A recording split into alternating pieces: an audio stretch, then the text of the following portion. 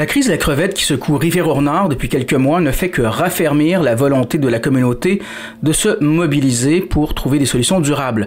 TVRP était à Rivière-au-Nord pour couvrir une importante conférence de presse sur cet enjeu crucial. S'il est une chose qui était solennelle au centre Elias Dufresne où s'étaient réunis l'industrie et les entités qui leur viennent en appui, c'est une ferme détermination de passer à travers une crise qualifiée de sans précédent, une volonté de traverser la tempête afin d'assurer une survivance, s'il en est, des entreprises de pêche qui sont le cœur et l'esprit de ce village. Bref, le temps était au bilan des 6 mois d'action, embauche d'un conseiller en diversification d'entreprises, aide financière personnalisée aux entreprises, accompagnement de la flottille de crevettiers, embauche d'une ressource psychosociale, études sur l'impact économique de l'industrie des pêches dans la MRC Côte-de-Gaspé, etc. Pour être concret, pas moins de 1,4 million de dollars ont été versés par la communauté et les paliers gouvernementaux. Et le travail se poursuit. Voici la conférence de presse. M. Daniel Côté, maire de Gaspé et préfet de la MRC de la Côte-de-Gaspé. M. Bruno Bernatchez, directeur général de la MRC de la Côte-de-Gaspé. Et M. Claudio Bernatchez, directeur de la CPG. Nous aurons par la suite, comme j'ai mentionné, une période de questions pour les membres des médias et nos 3 intervenants seront disponibles pour des entrevues individuelles. Donc, j'invite d'abord M. Daniel Côté, maire de Gaspé et préfet de la MRC de la Côte-de-Gaspé, à prendre la parole. Merci Julie.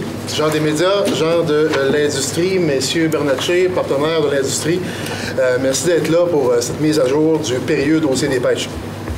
Depuis quelques années, vous le savez, avec les changements climatiques, on voit poindre des signaux alarmants sur l'état du golfe Saint-Laurent, sur la migration des espèces. Entre autres, depuis au moins 5 ans, on voit le sébasse revenir en force, avalant nos précieuses crevettes. Depuis 5 ans, les scientifiques et les pêcheurs tiraient des clochettes d'alarme, tranquillement pas vite, témoignaient de faits éloquents, espéraient que des gestes appropriés puissent être posés pour aider à rééquilibrer la nature. Une vraie pêche au sébaste aurait peut-être donné un coup de pouce à la crevette. On aurait tranquillement pu aussi développer les marchés, notre capacité de capture, notre capacité de transformation. Bien, l'été passé, la clochette d'alarme qui tintait depuis une couple d'années est devenue une grosse sonnette d'alarme. Puis aujourd'hui, est devenue un énorme criard d'alarme. On ne peut pas refaire le passé. Ce qui a été fait est fait, le mal est fait. Mais encore une fois, il a fallu sortir les criards pour que ça commence à bouger. Ça a bougé trop timidement pour le moment. On le sait, dans l'état actuel des choses, s'il n'y a rien qui change, il n'y a personne qui va aller à la pêche, à perte. Il n'y a personne qui va transformer du poisson à perte non plus. Puis à la solde, ben, c'est autour de 1000 travailleurs, 1000 personnes d'ici qui sont sur la sellette. Je parle juste des gens du Grand Gaspé.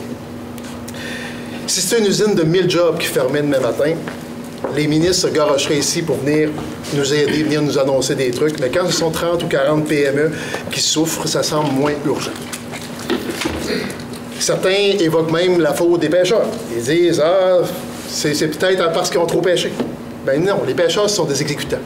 C'est pas eux autres qui décident des quotas. Mais quand le gouvernement leur dit « Prenez un quota », ben ils vont aller le prendre. Puis quand le gouvernement les consulte, il faudra peut-être qu'ils commencent à les écouter aussi. Parce que ça fait 5 ans qu'ils le disent que le problème s'en vient, mais ils n'ont pas été écoutés.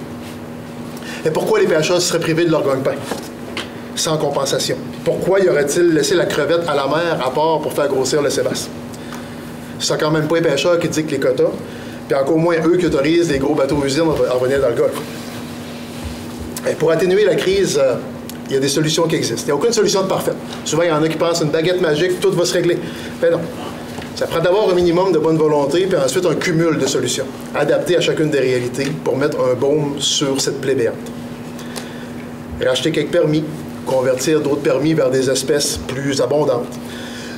Peut-être revoir le partage des quotas pour favoriser la flottille qui est en péril actuellement. Peut-être compenser les travailleurs, le temps de passer à travers la crise. Au moins éviter que du monde perde leur maison, ce serait le minimum. Aujourd'hui, ce matin, 7 h du matin, on recevait un communiqué de presse du ministre québécois des Pêches qui sortait une nouvelle mesure en partenariat avec le MEIE, autour de 600 000 $ à 2 ministères. On accueille ça positivement, évidemment. Il y a quelques semaines, Développement économique Canada aussi annonçait un peu plus de 400 000 $ en accompagnement d'entreprises. Ça aussi, on accueille ça positivement, c'est pas mauvais.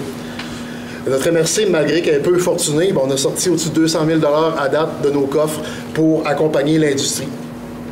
Mais évidemment, la MRC n'a pas les moyens de Québec et d'Ottawa pour régler une crise dans laquelle, je pense, ce sont des mauvaises décisions prises par Ottawa qui nous ont plongés. Ben, on va essayer quand même d'apporter un peu de baume sur la plaie.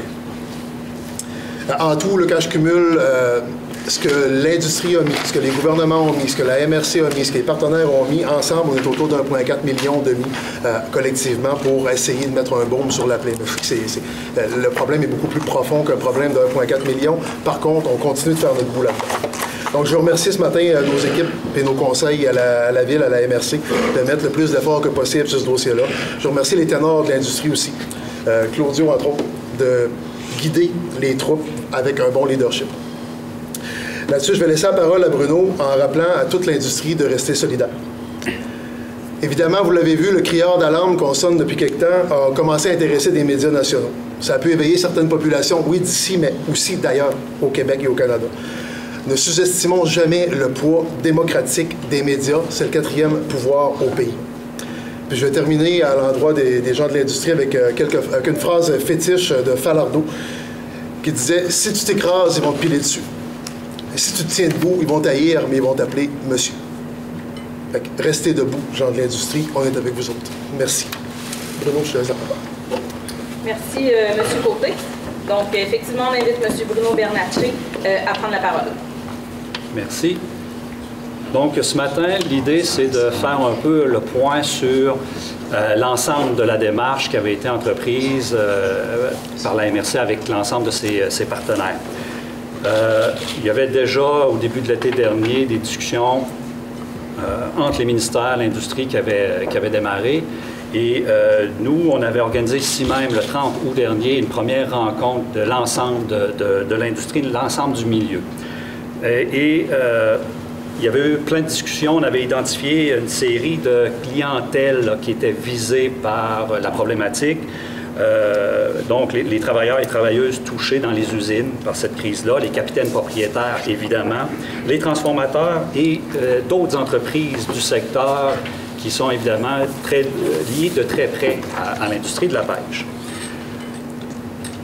On a, à ce moment-là, établi 6 priorités lors de cette journée-là. Donc, il fallait assurer une sécurité financière pour les travailleurs et les travailleuses touchés, assurer des services psychosociaux sur le territoire, assurer aussi un accompagnement professionnel pour les entreprises touchées, réaliser un inventaire de la situation financière des entreprises, évaluer l'impact économique du secteur des pêches et avoir des pistes de diversification et mettre en place un comité de diversification.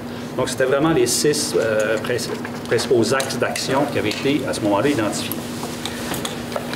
Tout de suite, le 31 août, on se mettait en action pour commencer à identifier des pistes d'action par rapport à ces priorités-là. Et donc, il y a différentes actions qui ont été entreprises. On a un programme d'employabilité qui avait été demandé pour soutenir les travailleurs et travailleuses. Un travailleur ou une travailleuse de milieu au niveau du soutien psychosocial. On va revenir en détail avec ces actions-là. L'accompagnement personnalisé au niveau des entreprises touchées, aussi au niveau de la capture, un accompagnement au niveau de la restructuration. Une étude d'impact économique et d'identification de pistes de diversification et l'embauche d'un conseiller ou d'une conseillère en diversification d'entreprise. Si on les prend un peu en détail pour vous dire où on est rendu dans chaque projet, travailleurs, travailleuses de milieu, c'est pour assurer l'accueil, l'évaluation, l'accompagnement et l'intervention psychosociale auprès des personnes touchées, que ce soit les capitaines propriétaires, les aides-pêcheurs, les employés d'usine, donc propriétaires d'entreprises touchés qui voient leur chiffre d'affaires drastiquement diminuer. Donc, l'organisme porteur qui est avec nous, c'est Convergence. Et on a des partenaires, le CIS également est partenaire financier dans cette mesure-là. Et c'est l'ensemble du territoire, c'est l'ensemble de la MRC, mais principalement le secteur de Rivière-Nord qui est visé par cette démarche-là. Ensuite, un accompagnement personnalisé aux pêcheurs et entreprises touchées durement par la situation dans le secteur des pêches. C'est un volet qui est en partenariat avec Développement économique Canada qui est mené par la MRC. Donc, les entreprises peuvent dès maintenant se référer à la MRC pour avoir ce soutien financier-là. C'est déjà donc amorcé. Développement économique Canada, dans le fond, paie 90% de cet accompagnement-là et la MRC assume le 10 % de mise de fonds du milieu pour les entreprises. Au niveau, suite dans cette situation-là, les entreprises admissibles, on a justement les pêcheurs de crevettes ou de turbo qui sont touchés par la crise actuelle, les entreprises de transformation, les entreprises de produits et services. Au niveau des pêcheurs, ateliers de soudure, à titre d'exemple, peuvent être admissibles à ça. Donc, c'est des analyses financières, des études de marché, tout type d'accompagnement de ce genre-là. Et on peut financer là, environ 25 heures d'accompagnement professionnel.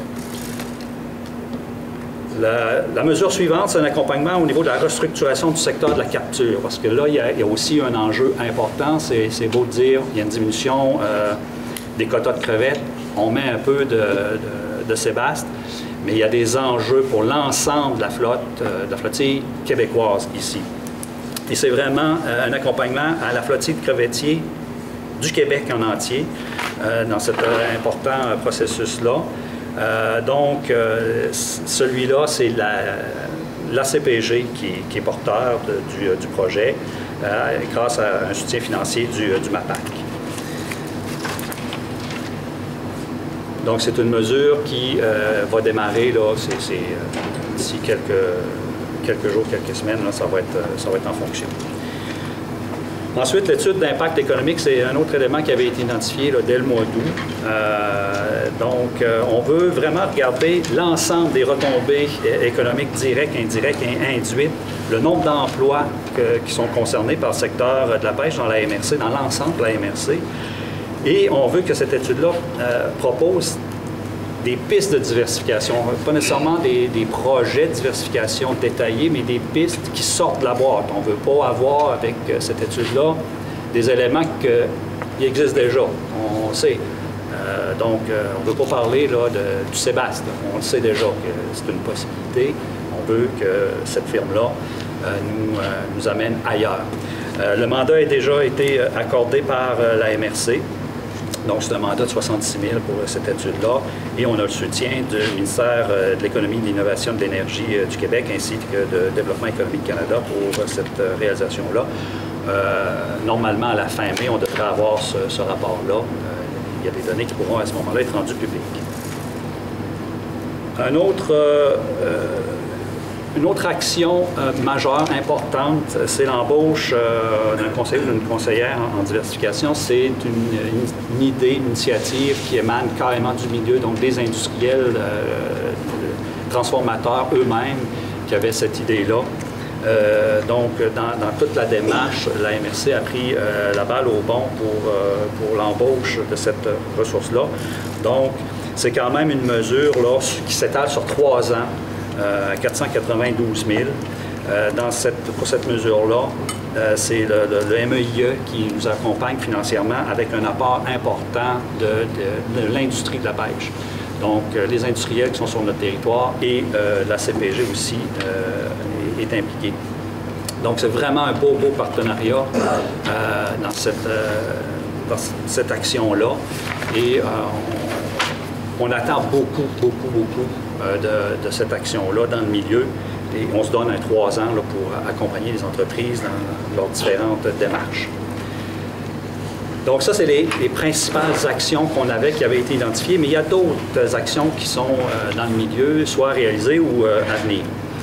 Entre autres, les équipes de la SADC de Gaspé, la Chambre de commerce, étaient venues à Rivière-Nord rencontrer des dirigeants d'une trentaine d'entreprises pour regarder avec eux leur situation financière, puis regarder peut-être des pistes de solutions pour les accompagner. Il y a un rapport qui a été produit là-dessus et qui donne quand même des informations assez intéressantes sur l'état de ces entreprises-là, l'état du milieu.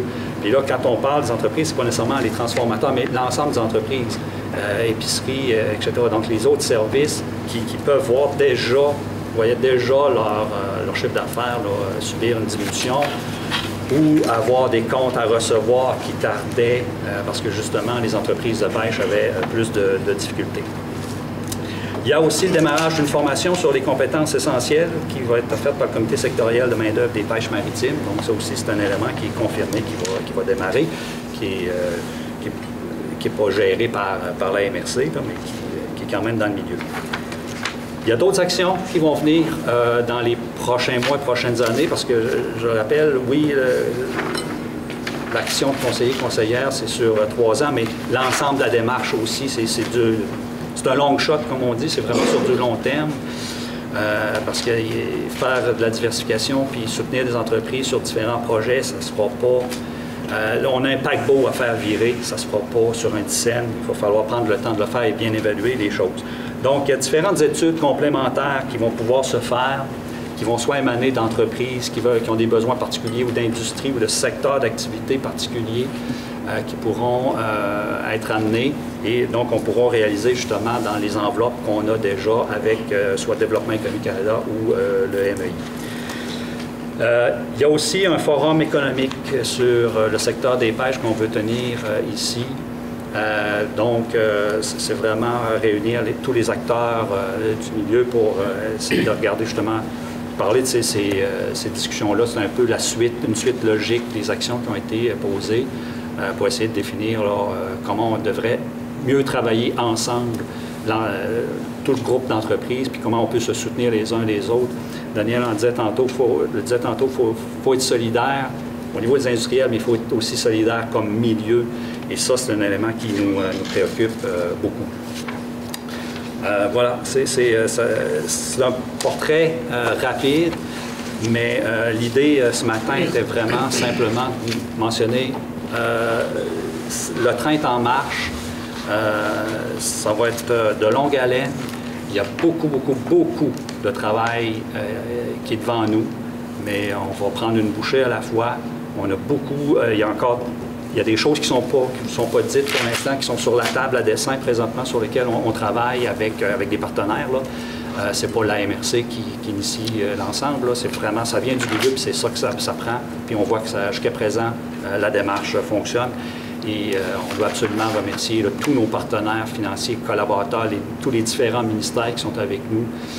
Sinon, c'est une démarche qui serait impossible. Merci Bruno. J'invite maintenant M. Claudio Bernacci, directeur de la CPG, à prendre la parole.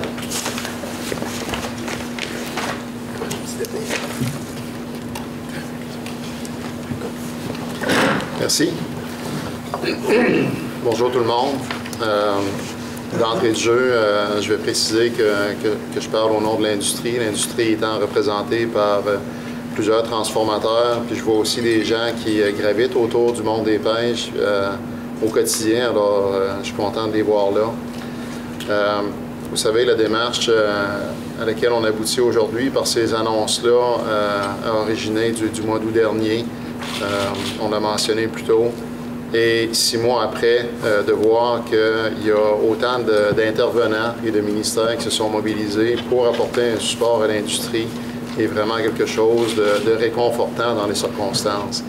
Il est certain qu'il n'y a aucune des annonces qui est faite aujourd'hui qui va venir supporter directement quelconque entreprise financièrement à court terme pour traverser la crise. Mais ce qui est vraiment extrêmement intéressant dans ces annonces-là, c'est que ça nous permet, peut-être pour la première fois, de s'arrêter puis de se questionner à savoir quel genre d'industrie on veut avoir dans le futur.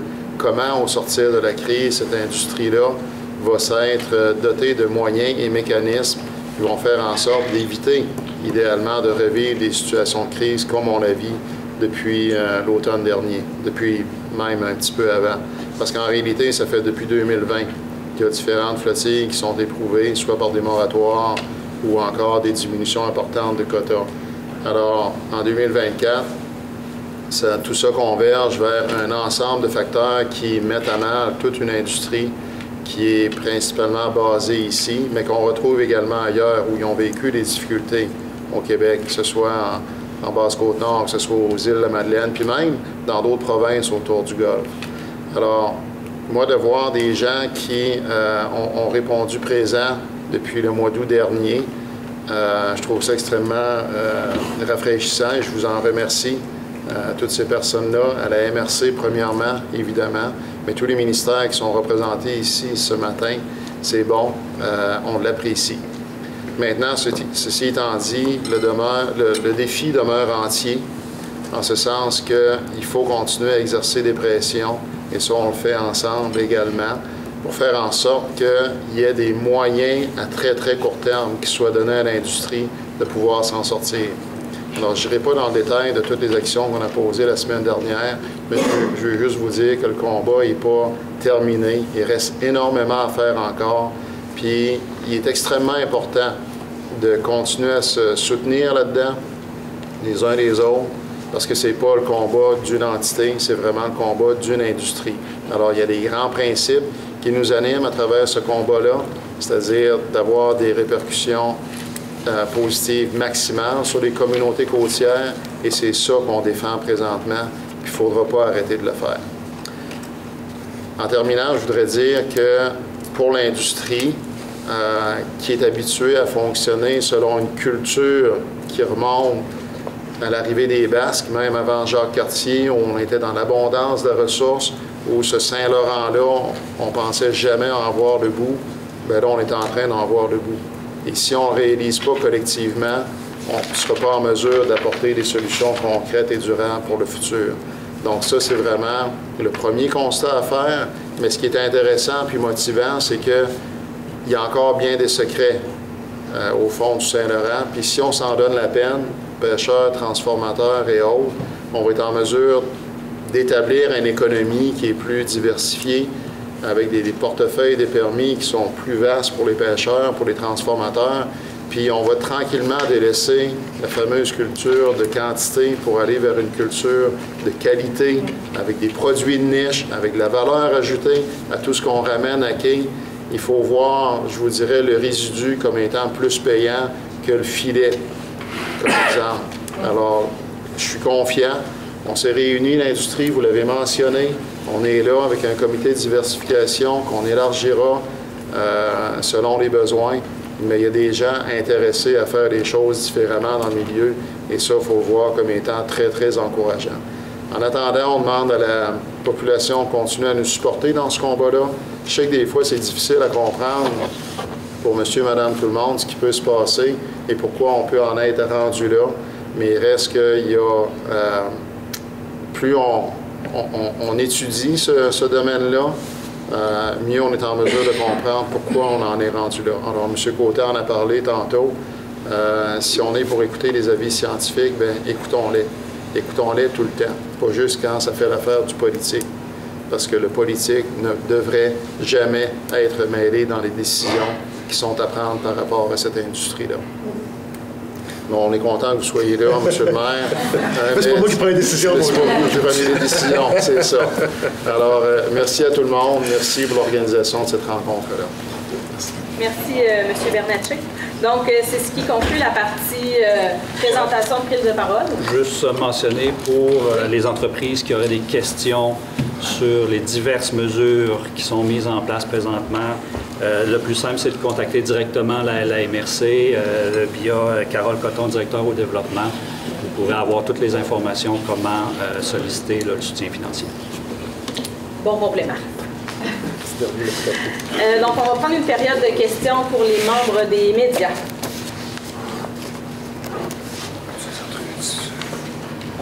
Puisque le maire disait, M. le maire, par rapport aux mauvaises décisions, puis tout le portrait que ça fait par rapport à la situation, on s'entend revoir le partage, rachat de permis, pêche qui n'a pas été, les pêcheurs n'ont pas été pris, donc on vise carrément le fédéral dans ce discours-là.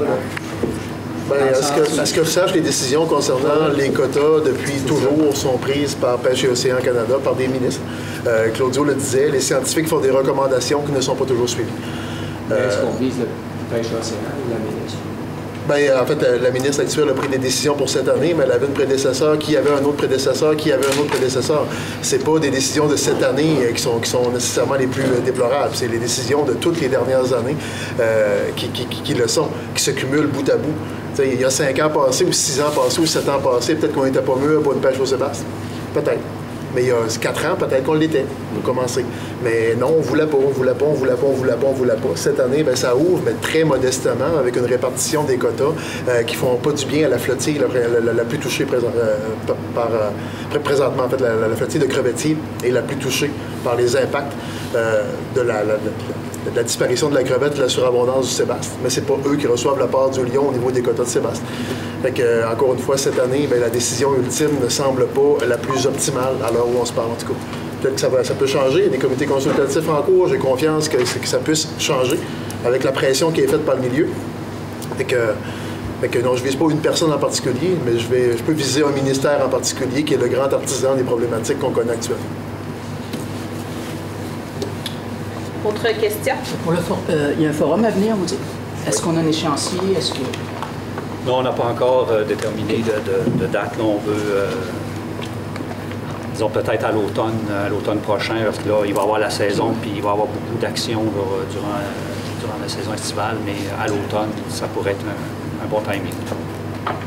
Ce genre de crise, vous en avez vu d'autres, ou c'est vraiment pour vous on est en train d'écrire l'histoire? Claudio va probablement répondre. Je pense que c'est une des pires qu'on peut connaître. On a connu, en fait, je dirais pas que c'est peut-être la pire, parce que le moratoire du début des années 90 a été probablement aussi pire, peut-être pire. C'est difficile de comparer cette époque-là avec elle d'aujourd'hui, mais on est certainement dans les pires, n'est-ce pas, Claudio? Bien, quand le moratoire sur le poisson de fond est arrivé dans les années 90, en 93 pour le morue, 95 pour le sébaste, on ciblait 2 espèces en particulier. Mais ce qui est différent cette fois-ci, depuis 2020, c'est que c'est une multitude d'espèces qui sont visées à l'intérieur de changements climatiques, puis à l'intérieur de décisions parfois un peu douteuses. Et ce, même s'il y a des approches de précaution qui ont été déterminées pour la plupart des espèces, nommément le turbo, la crevette et bien d'autres. Alors, les mécanismes sont en place, sont développés conjointement par l'industrie et les MPO, les sciences. Mais même à ça, parce que certaines décisions n'ont pas été prises, bien, on n'a pas aidé à ce que certaines espèces puissent au moins se donner une chance de continuer à être présentes dans les eaux du Saint-Laurent. D'accord. C'est bon. Autre question? Un peu des entrevues individuelles ici. Parfait. Ça va pour tout le monde. Donc, c'est ce qui conclut. Merci à tous et toutes de votre présence, de votre participation. Vous écoutez votre reflet d'ici. Revoyez tous nos reportages sur notre site Internet. Poissonnerie Le Lièvre et Le Moyant, là où la fraîcheur est synonyme de qualité. Pour un choix impressionnant de poissons et fruits de mer, rendez-vous chez Le Lièvre et Le Moyant de Sainte-Thérèse de Gaspé. Nos employés seront vos conseillers pour préparer des repas terre et mer qui resteront gravés dans la mémoire de vos invités. Pour le service, l'expérience et la fraîcheur garantie, venez nous voir à la poissonnerie Le Lièvre et Le Moyant, au 52 des Vigneaux à Sainte-Thérèse de Gaspé, 418-385-3310.